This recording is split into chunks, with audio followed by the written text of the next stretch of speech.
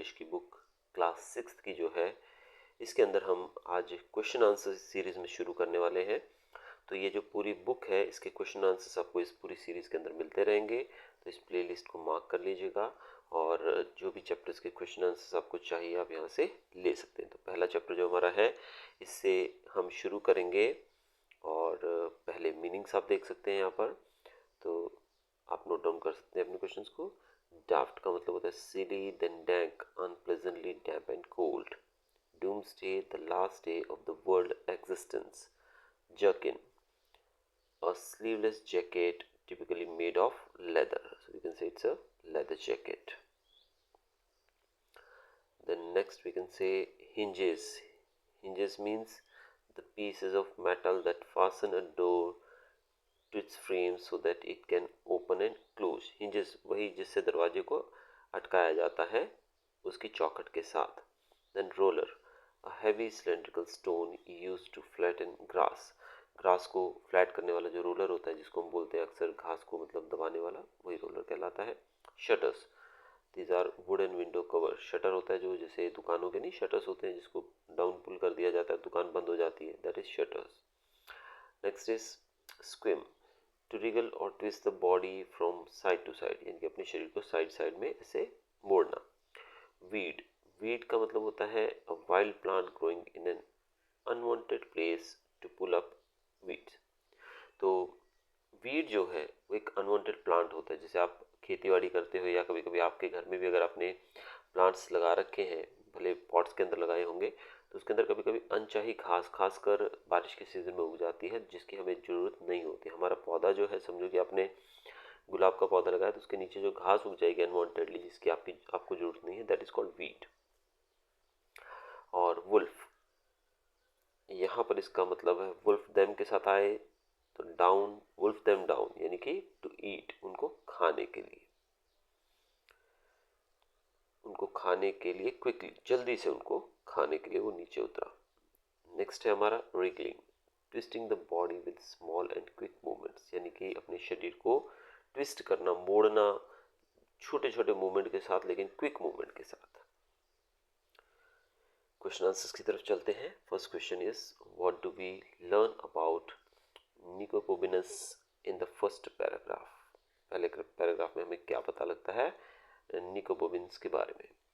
तो Nicobobinus is an extraordinary child who has the supernatural power to do anything. He lived in city called Venice.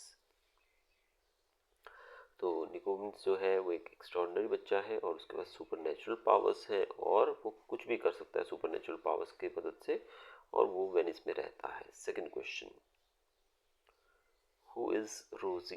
रोजी कौन है. Rosie is the best friend of Nicobobinus. She was the one who knew about his incredible abilities. Rosie जो है वो निकोबिनस की दोस्त है और उसे उसकी जो सुपर नेचुरल पावर्स है उसके बारे में पता है.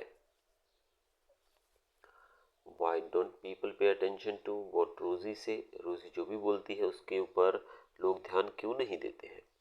People did not pay attention to what Rosie says because she's always having wild ideas. लोगों का मानना है कि वो हमेशा ही कुछ अजीब आइडियाज़, वाइल्ड आइडियाज़ मतलब कुछ अजीब व गरीब ख्याल रखती है, इस कारण से लोग उसकी बात पर ध्यान नहीं देते हैं. नेक्स्ट क्वेश्चन देखते हैं हम लोग. What two things does Rosie suggest that she and Nicodemus should do?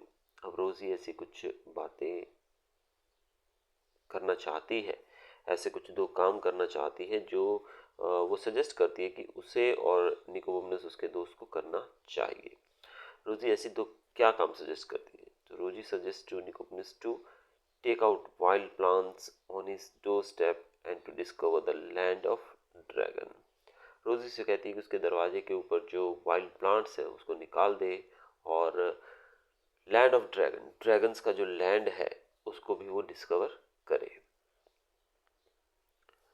When do the children go on their adventure and what do they take with them? बच्चे जो थे वो एडवेंचर पर कब गए और वो अपने साथ क्या लेकर गए. Nicodemus and Rosie left for adventure early in the morning. They carried buns and lemonade with them. अब ये दोनों जो थे ये कब गए? Early in the morning. और ये अपने साथ क्या लेकर गए? Buns and lemonades. How does Nicobobinus get out of the well? Nicobobinus कुएं से बाहर कैसे आया? He swims through a long narrow passage made of the stone. वो एक पत्थरों से बनी एक पतला सा रास्ता था, उसके द्वारा वो बाहर आया। सेंटेंस मेकिंग है यहाँ पर बच्चों। तो रिप्लाइड का सेंटेंस आप बना सकते हो, पर कोई भी सेंटेंस आपको ठीक लगे आप अपनी मर्जी से भी बना सकते हो। इट्स नॉट कंपलसरी कि आपको यही लिखना है। When she asked me that you have a bell, I reply you have a ball, sorry, I replied that yes, I have a ball. Whispered. I whispered in her ears that the school is incredible.